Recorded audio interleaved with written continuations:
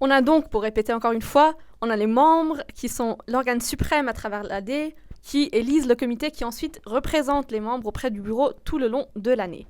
Mais, donc voici ce qui est clair, mais est-ce que tu peux nous expliquer encore un peu plus quelle est la différence entre la direction et le bureau? Donc, le bureau, c'est les 40 employés de la FSPJ qui travaillent donc à Berne.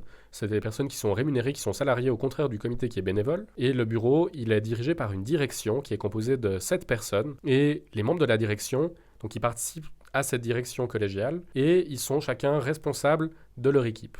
Donc les équipes, il y en a 6 en tout. C'est Youpa, c'est Engage, c'est EasyVote, c'est la communication, c'est finance et administration et c'est l'équipe fondement. Donc le bureau dans son ensemble, il s'occupe de tout ce qui est affaires courantes et c'est le bureau qui va faire tout ce qui est projet, qui va faire tout ce qui est événements, tout ce qui est vidéo, tout ce qui est soutien au Parlement de jeunes, tout ce qui est toutes les autres activités, les contacts, la recherche de fonds, etc. etc.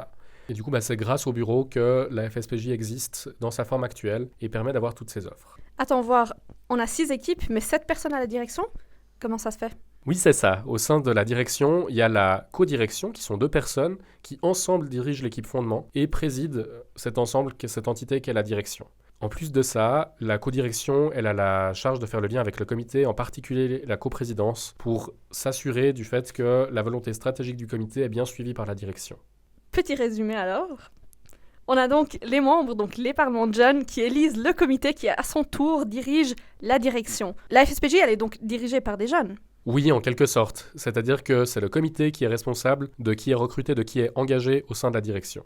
Et puis pour le reste du bureau? A l'inverse, pour le reste du bureau, il n'y a pas de rapport direct entre le comité et le bureau. Le comité passe par la direction pour leurs objectifs et ensuite la direction met en œuvre les décisions du comité au sein de leurs équipes. Donc il y a un rapport indirect, mais il n'y a pas de rapport hiérarchique direct entre le comité et le bureau. Donc l'idée, c'est vraiment d'avoir le stratégique qui relève du comité, l'opérationnel qui relève de la direction, et il y a un règlement décisionnel qui précise quelles sont les décisions que chacune peut prendre, et dans quelle mesure est-ce qu'il faut un contrôle de l'autre, ou c'est simplement la responsabilité de l'autre.